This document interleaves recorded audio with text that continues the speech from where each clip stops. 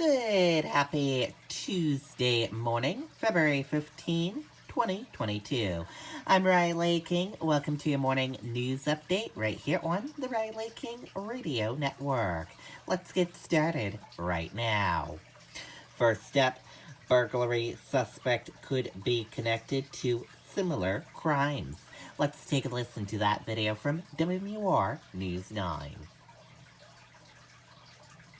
When you're launching a home improvement project, quality lumber from our drive-through lumber yards makes all the difference. At Bell Tate's Building Supply, you'll find a wide selection of the lumber and building materials you need for any project. Visit us at belltates.com or any of our 9 locations. Dagan Ramirez Tejada is accused of taking part in the burglary here at Nault's last week, another one in Nashua. And police believe that he may be a suspect in other burglaries that took place back in December. Dagan Ramirez Tejada from Lawrence, Massachusetts, appeared before a judge via Zoom on Monday. Prosecutors allege he and a group of others broke into Nault's Power Sports last Friday. While one suspect was able to get inside, the group was not able to steal anything, thanks to Nault's beefed-up security system. It's alleged that the defendant was involved in stealing some U-Haul vehicles, one out of Woburn, Mass., and participating in an attempted burglary that occurred at Nault's a few days ago. Prosecutors say this isn't the first burglary Ramirez Tejada has attempted. He was arrested in Nashua back in January after an off-duty police officer saw a group loitering outside a pawn shop at 3:30 in the morning. Ramirez Tejada was initially released, but a warrant was later issued after another member of his group made this admission. CG indicated they plan to smash the front window or door of the business to gain entry and steal jewelry they would later pawn in order to get quick cash. Prosecutors say they have evidence that links Ramirez Tejada to a string of other burglaries that happened across New Hampshire and Massachusetts in December. Right now, Ramirez Tejada is facing a total of 5 charges, but prosecutors expect that additional charges will be forthcoming. Reporting live in Manchester, Ray Brewer, WMUR News 9. Okay, and there you go on that video and that report. Children found surrendered by uncapped needles. Let's take a look at this report. Manchester police say a man is facing several charges after 2 children were found inside his home surrounded by more than 100 needles, many of them uncapped.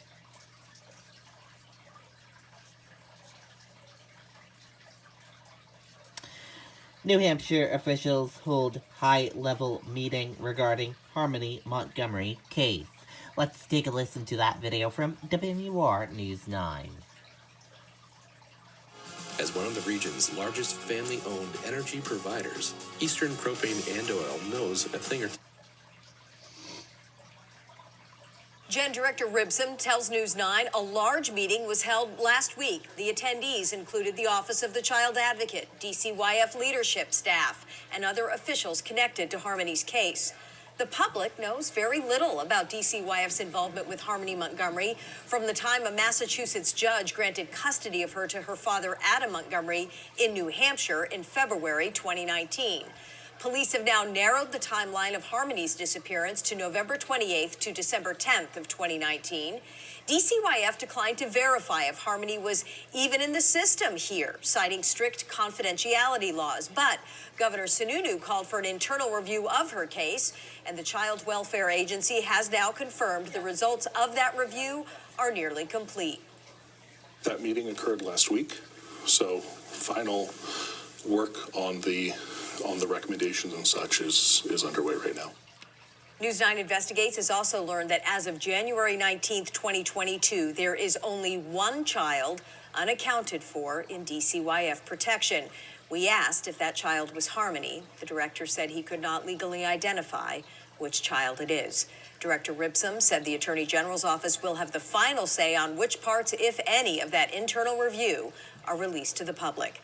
Live in the newsroom, Amy Cavino, WMUR News 9. Okay, there you go on that video and that report.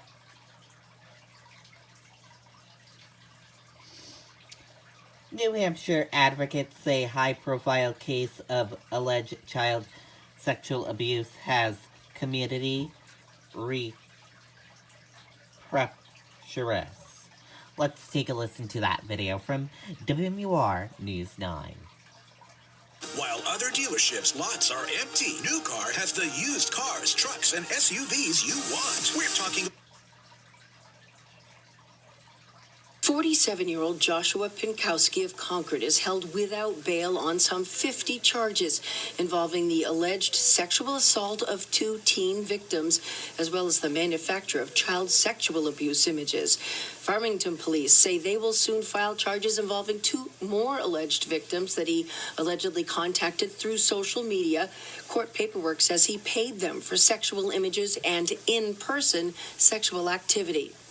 While they can't speak to this case in particular, advocates say high-profile cases can be triggering for any assault victim. Believing survivors, believing people, opening the door to that conversation. And can open the public's eyes. Unfortunately, abusers often hide behind titles or positions in their family or their community in an effort to cover up or have people not believe that they actually committed the really hideous underlying crimes. And they say conversations should be ongoing.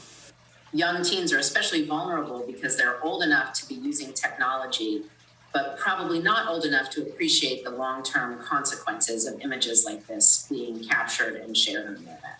And that crimes have secondary victims. It sort of leaves a trail of, whether they're family members or neighbors or friends or employers or whatever, that then don't know how to handle it and want to do the right thing. And they say crisis centers are there to help anyone navigate the resources that can find them the help they need. And you'll find contact information for them on our mobile app and website. Reporting live, Jennifer Crompton, WMUR News 9. Okay, and there you go on that video and that report. No Democrat challenger has emerged yet in New Hampshire governor's race. Let's take a listen to that video from WMUR News 9. Whoa. Sorry, you probably didn't catch all that. Well, as you can see, Governor Chris Sununu is seeking a 4th term in 2022, and there are plenty of Democrats who want to stop him, but so far, none have stepped forward to run against him. In the 2016 cycle, eventual Democratic nominee Colin Van Ostern launched his campaign in October 2015. I'm a business leader. Steve Marchand jumped into the 2018 race a full year and a half before the election. Typically, it is a little early, but these are not typical times. And in the last cycle, Andrew Volinsky was in by October of 2019. We're interested in a new kind of leadership. Former candidates like Volinsky, who is not running in 2022, say even if the odds are long, someone needs to step into the ring. There is a lot at stake. If Sununu rolls over the next candidate like he did in 2020, he's got a clear path to national office. In terms of potential Democratic candidates, Executive Counselor Cindy Warmington does not appear to be taking any steps toward a campaign.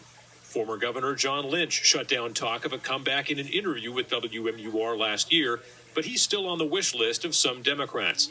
And it appears we will hear soon from State Senator Tom Sherman on a possible run for governor. are you any closer to a decision on that? Very close. Thank you. New Hampshire Democratic Party Chairman Ray Buckley tells us he's confident the right candidate or candidates will emerge eventually. When they do, insiders will be watching for 2 things. So that candidate must have a great message right out of the gate from his or her camp. She has to, or he has to be able to sell it. Then the money comes. So really fundraising is a key and critical component. It is the fuel for the gas tank for any campaign engine. In Concord, Adam Sexton, WMUR News 9. Okay, and there you go on that video and that report. Future COVID-19 tracking methods could rely heavily on wastewater testing. Let's take a listen to that video from WMUR News 9. When you're launching a home improvement project, quality lumber from our drive-through lumber yards makes all the difference. At Beltate's Building Supply, you'll find a wide selection of the lumber and building materials you need for any project. Visit us at beltates.com or any of our 9 locations. With the availability of COVID-19 at-home testing increasing, the number of active cases being reported is decreasing, and that's where wastewater surveillance can be a valuable tool. So it gives us a chance to know where the infections are coming from regionally. If we have areas, large campus housing areas where we see a large increase, we know that we're going to have to think about how we need to maybe change our response to that area. The University of New Hampshire developed its wastewater testing method in the summer of 2020. People infected with COVID-19, whether they have symptoms or not, shed genetic material from the virus in their feces, and that can be detected in wastewater. It's a type of PCR that goes beyond the typical nasal swab testing that we do.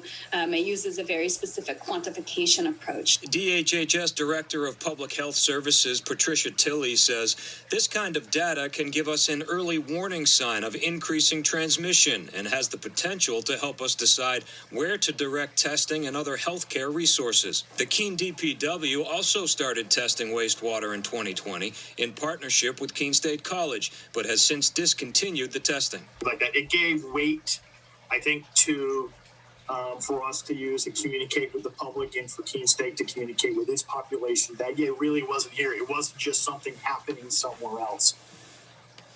According to the CDC website, there are 3 facilities in New Hampshire currently reporting wastewater surveillance data to the CDC. In all, 37 states are working to develop programs. Live in Manchester, Jason King, WMUR News. Okay, and there you go on that video and that report. And that is a look at your local news. Now let's take a look at some national news. In national news, an American Airlines flight was diverted to Kansas City due to an unruly passenger. Let's take a listen to that video from KMBC News 9. Everyone has mental health. Is yours keeping you from the life you want? Riverbend is here for you, providing mental health services for all needs and all ages. Specialized treatment delivered with compassion. Visit us at riverbendcmhc.org.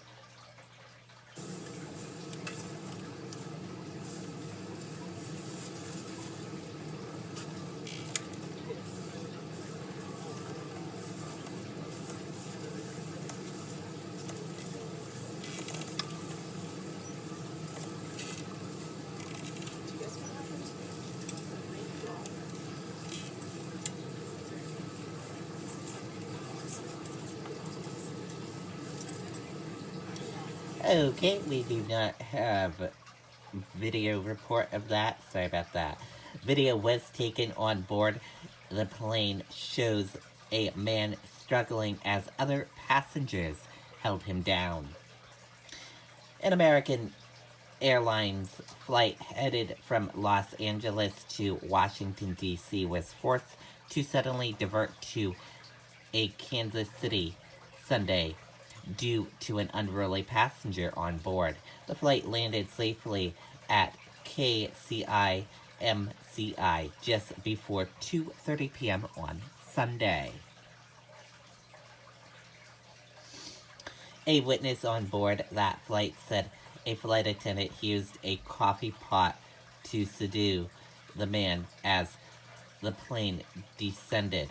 Video shows the man being held by other passengers in the plane's aisles. American Airlines sent out a statement saying, "We are grateful to our crew members who are constantly dedicated to the safety and care of our customers and who handled the circumstance with the utmost skill and professionalism." Kansas City Aviation Department spokesperson said there was a passenger interfering with the flight crew, adding the incident will be under the FBI jurisdiction. The FBI confirmed the incident in a statement adding the individual in question has been taken into custody. Federal Aviation Administration also confirmed, saying that flight crew reported the passenger disturbance aboard the Airbus A321. And that does it for that report for your national news. And that does it for your morning news update right here on the Riley King Radio Network. Thank you for tuning in and listening. I'll see you back here later on today for another news update. And we'll have a traffic watch coming up and entertainment report coming up as well, right here on the Riley King Radio Network. Be sure to tune in for those two things. Goodbye, everyone.